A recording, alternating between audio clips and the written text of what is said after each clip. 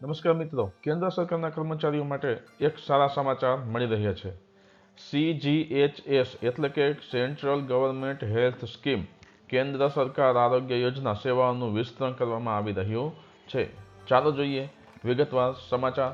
મિત્રો, હું છું અગ્રવર કિરણકુમાર બી અને મારી યુટ્યુબ ચેનલ માય સ્ટુડન્ટ્સ એજ્યુકેશનમાં આપ સૌનું હું હાર્દિક સ્વાગત કરું છું. ચાલો વિગતવાર સમાચાર જોઈએ.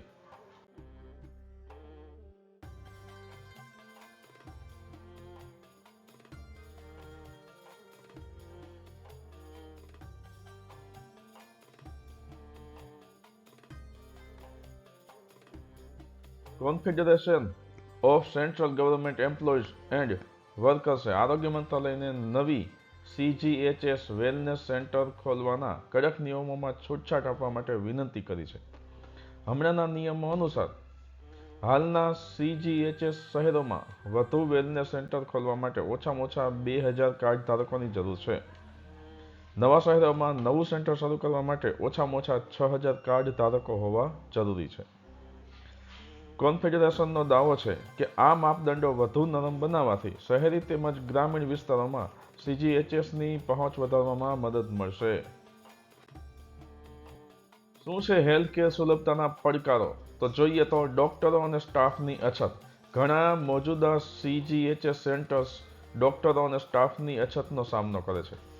4000થી વધુ કાર્ડ ધારકો ધરાવતા વિસ્તારોમાં પૂરતા સ્ટાફની ભરતી કરવી જોઈએ. પછાત વિસ્તારોને પ્રાથમિકતા. ભારતના 200 શહેરોમાં, ખાસ કરીને ઉત્તર પૂર્વ અને ગ્રામીણ વિસ્તારોમાં CGHS સેવાઓની સુલભતા વધારવાની ખૂબ જ જરૂર છે. શહેરી વિસ્તારોમાં સુલભતાના પડકાર. હૈદરાબાદ અને બેંગલુરુ જેવા શહેરોમાં ભારે ટ્રાફિકને કારણે હાલના CGHS કેન્દ્ર સુધી પહોંચવું મુશ્કેલ છે. જોઈએ હવે અહેવાલની ભલામણો શું છે એ. CGHSની ઉપલબ્ધતામાં સુધારો કરવા માટે નવા વેલનેસ સેન્ટર્સ અને પોલીક્લિનિક્સ શરૂ કરવા માટે વિશેષ ભંડોળ ફાળવવું. અરુણાચલ પ્રદેશ અને કેટલાક કેન્દ્રશાસિત પ્રદેશો જેવા વિસ્તારોમાં CGHS સેવાઓનો અભાવ છે, જેને ધ્યાનમાં રાખીને સેવાઓનું વિસ્તરણ કરવું ખૂબ જરૂરી છે.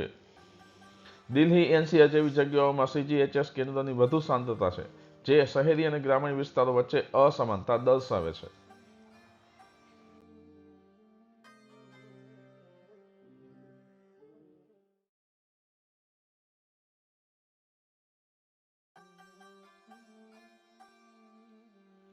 કેન્દ્ર સરકાર આરોગ્ય યોજના સેવાઓના વિસ્તારનો ઉપયોગકારક પ્રભાવ. કર્મચારીઓ અને પેન્શનરો માટે આરોગ્ય સેવાઓમાં સુલભતા. 16.3 લાખ CGHS કાર્ડ ધારકોની આરોગ્ય સેવાઓમાં મહત્વનો સુધારો થશે, જેમાં 7.1 લાખ સેવા આપતા કર્મચારીઓ અને 9.2 લાખ પેન્શનરોનો સમાવેશ થાય છે. સમાન આરોગ્ય સંભાળ. નવા CGHS કેન્દ્રો પછાત વિસ્તારોમાં આરોગ્ય સંભાળની સુલભતા લાવવા માટે સહાયરૂપ બનશે.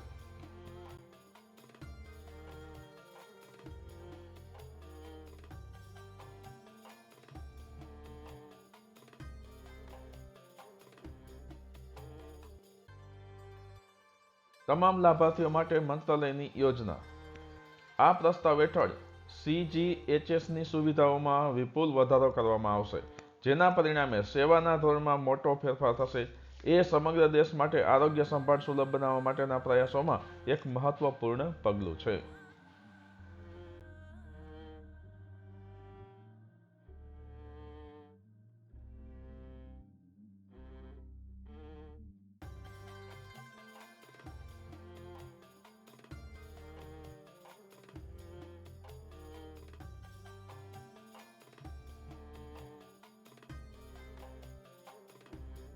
મિત્રો, વિડીયો જોવા બદલ આભાર.